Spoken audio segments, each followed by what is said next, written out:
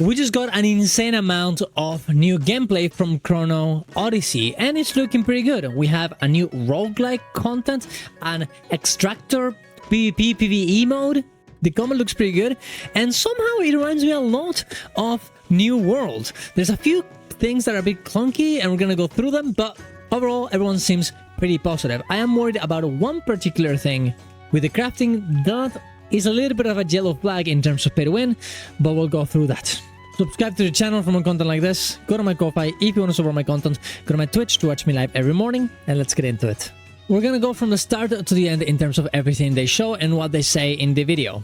The narrator just kind of mainly just like, oh my god, this is so epic and it's looking so cool and you can do this and this. There's not that much information in this regard, but obviously the first thing is gonna be the dungeons.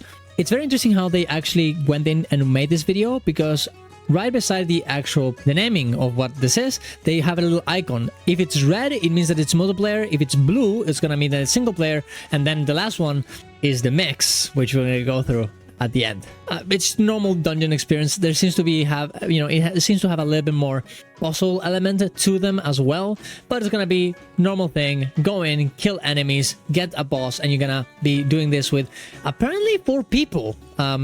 I thought it was going to be 5. For some reason, in this particular group, they have only 4. It might just be that they didn't have enough people to actually go and do it in the beta or whatever. So I wouldn't really think about it too much. They say it was 5, so I'm guessing it's going to be a 5-party situation for dungeons anyways. The combat looks fine. You can start seeing the UI as well with everything. You have on the left side, everyone in the party with the effects that they have. You have the big name of the boss and then health bar. On the right side you have the objective or whatever they're doing, and let me get myself out of here. You have both of the weapons here as well. Left side is one weapon with 4 abilities, right side is another weapon with other abilities. On the left side you also have consumables. You can see some potions and some, I'm guessing, food. On the right side, I think there's some sort of actions. I'm not sure if it's actually emotes. I don't think in the whole video somebody uses anything here, but I'm guessing it's gonna be some sort of like class ability, maybe the Chrono Tector. Although I guess this button right here is the Chrono Tector. Forget about the Chrono Tector. What we have right here is probably some ability or utility classes.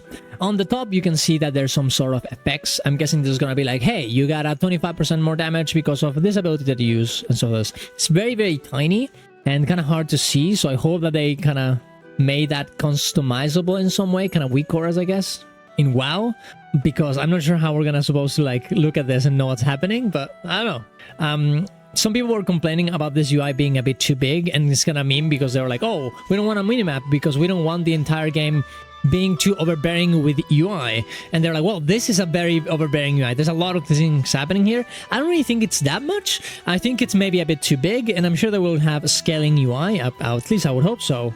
But otherwise, yeah, it might be an actual problem. And hopefully, ideally, we'll also have some sort of customization in terms of like moving things around if you truly want to. We talk about how dungeons are very important in terms of solving puzzles with your teammates and having a lot of collaboration in between.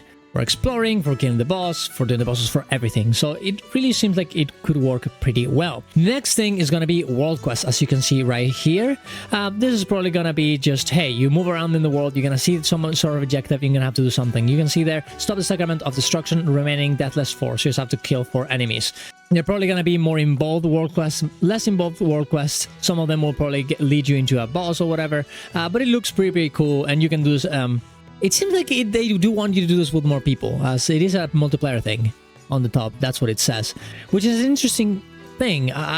In WoW, for example, world quests are something you do by yourself, but I do like the idea of having world quests kind of like what you have in Guild Wars 2 with meta events, you know, big events that, you know, you start killing some enemies and it leads to a big boss at the end, and you have to do it with multiple people, just like you see right here. I think that is a very, very cool idea, and I don't know, I think it's good.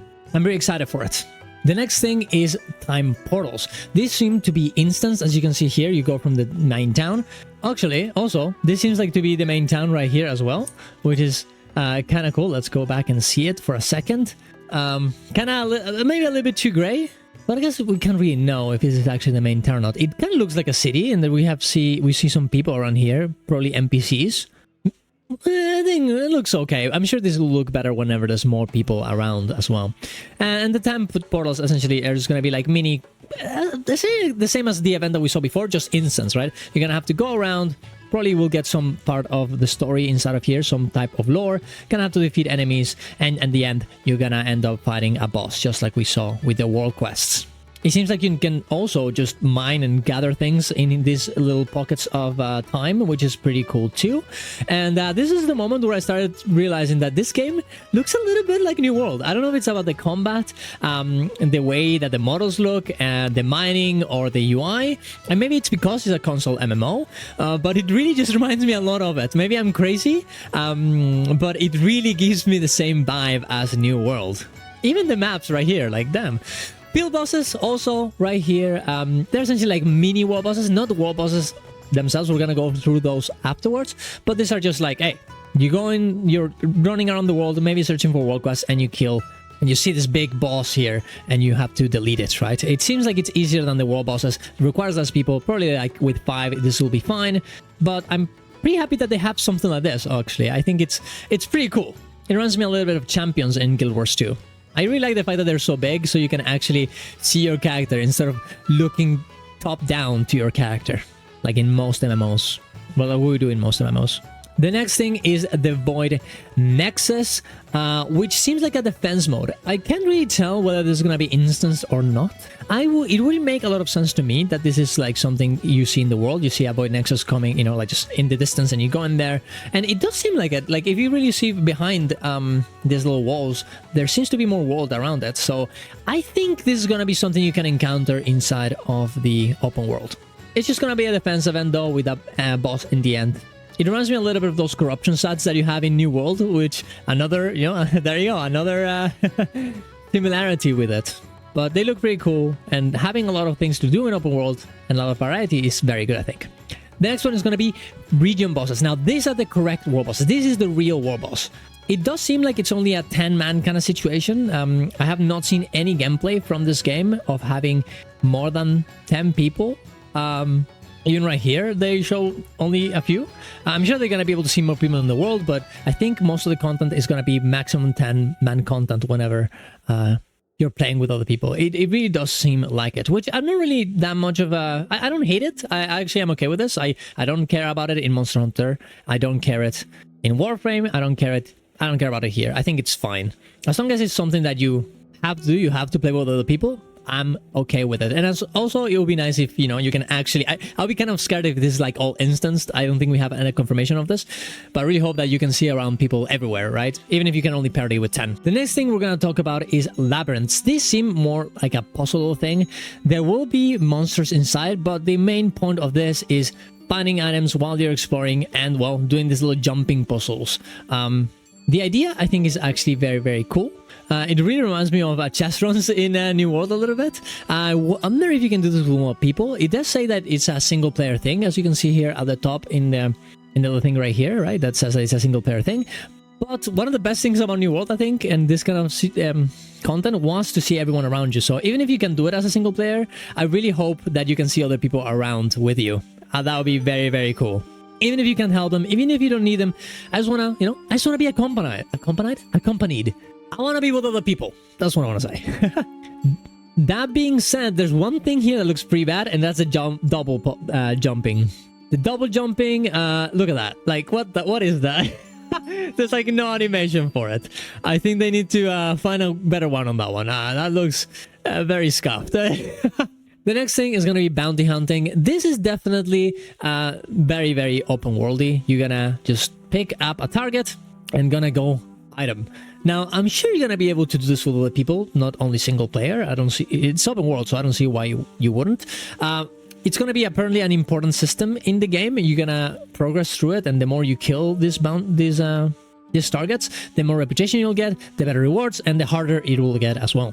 The next thing is the PvP zone. We talked about this in my other video already, but there's going to be places where if you enter, you'll have to PvP with other people here. It's not a necessary thing, apparently, but you will be able to gather rewards and certain things certain armors or weapons here as well.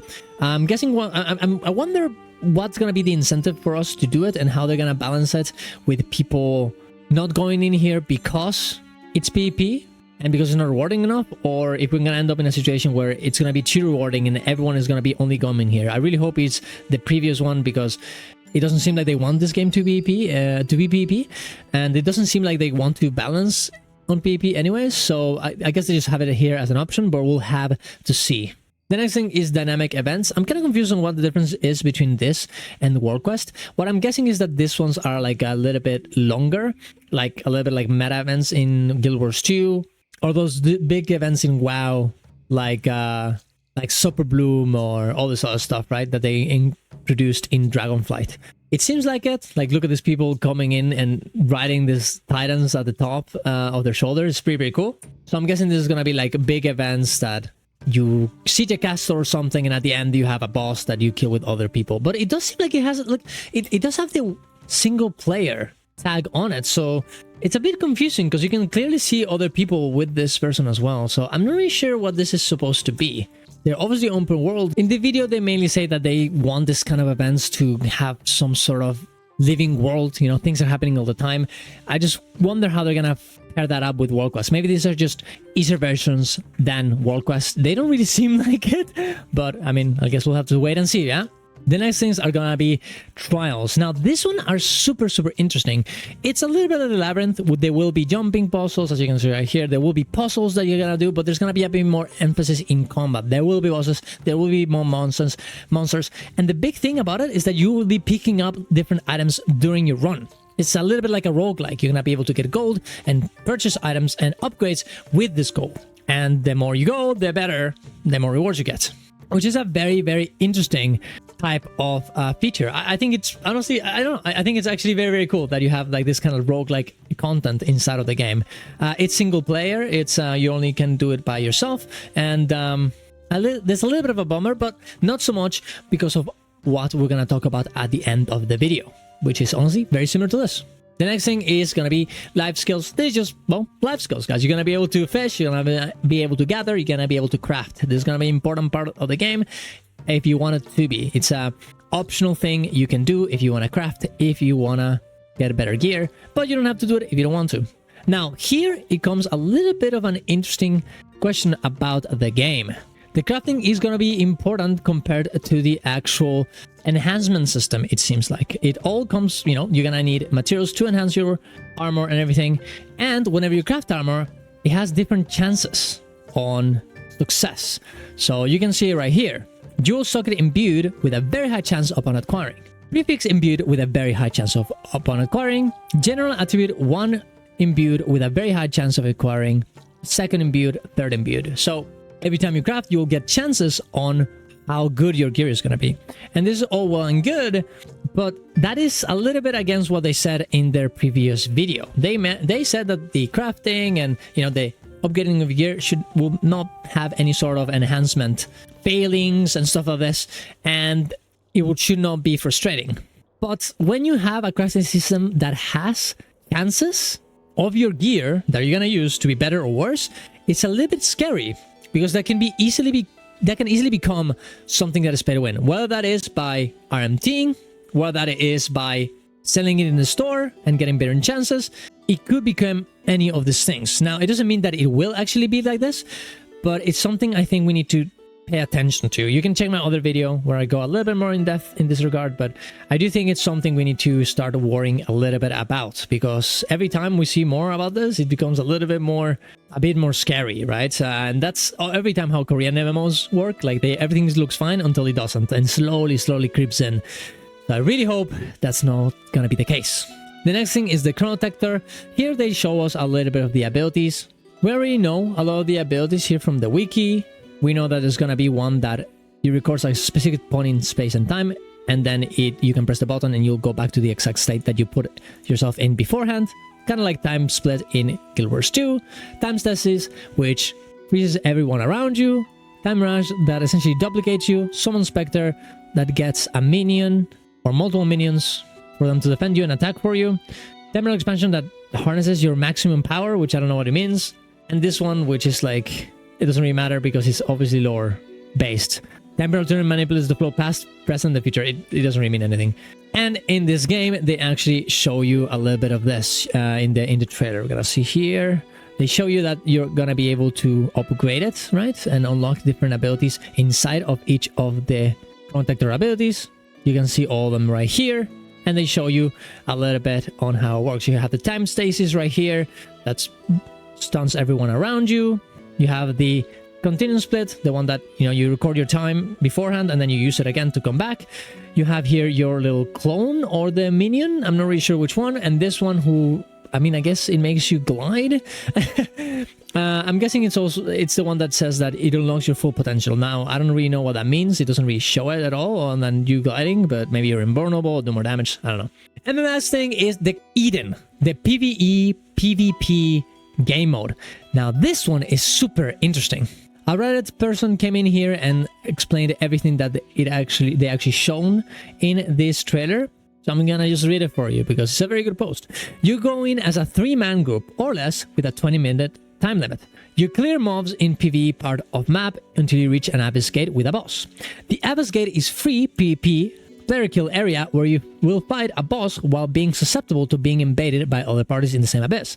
You can go deeper in Eden after killing the boss, or you can escape. Deeper means better loot and more danger. Loot is not instanced. So first one to get it gets, let's reread that. Loot is not instanced, so first one to get it gets it in their Eden bag. Other players can kill you and steal the loot in your Eden bag, and your allies can get the fuck out if they receive something they want to save.